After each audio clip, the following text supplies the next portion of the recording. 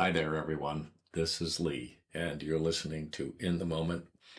And I've got my trusty clipboard here because I'm going to read some notes that I took just so that I can keep my thinking vaguely organized in the middle of this blizzard.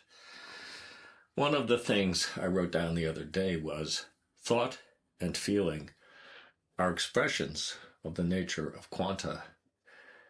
And this struck me as kind of weird because everything emerges from the quantum state, and that means that all of the ideas and feelings that exist are also ultimately produced by this energy.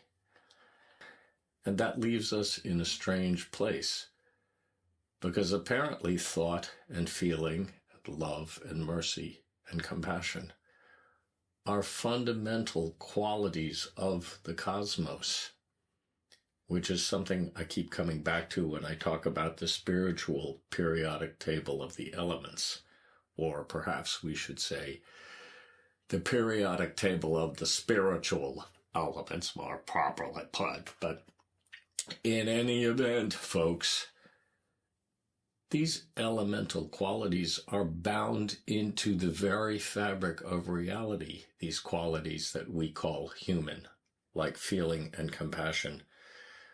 And we know that animals have them sometimes too, because, for example, mother crocodiles are very caring of their babies. Just one example. The point is that there is something elemental and fundamental about these qualities, and it struck me as very interesting that they are bound into the fabric of reality by the nature of the energy that brings them, the quanta. It's not the greatest word because we don't really know what quanta are, except that somehow they represent an expression of energy. What are they? Well, we don't know. Anyway, that was one of the things that struck me the other day on my little clipboard. And another little kind of bon mot, if you will. My will wants to tell things how to be, but the heart helps things to be what they are. Am I able to surrender my own will enough to allow things to be what they are and come to them from that perspective? I don't know. What else did I write down here? It's about energy again, wouldn't you know? Intentional suffering involves being willing to enter a relationship with suffering and to stop seeing it as the energy that's driving everything. I suffer anyway, but to become conscious to it is what matters. So it's not the suffering that's important. When I allow it to be what's important, then I feel sorry for myself or I feel bad. But what is important here is my conscious relationship to suffering. And in a certain sense, to suffer intentionally is to be aware of the difference between myself and the suffering I undergo. Okay, what else is here? Okay, here's the zinger for the day. It's another bon mot.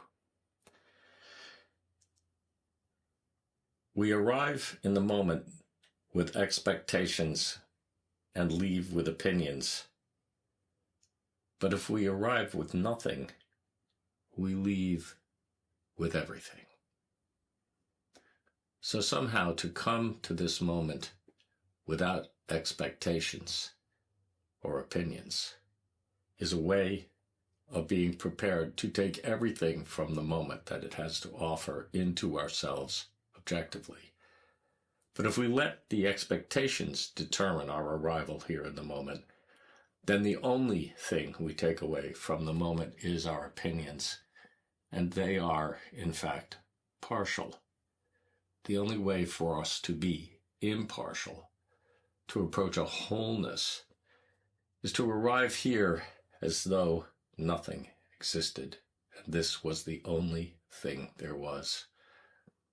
A very peculiar idea, but it is possible if we are in a deeper relationship with the energy that supports us in the living and the breathing of life. If we are in relationship with that, eventually we can arrive here with nothing and become open to very different kinds and levels of energy within being.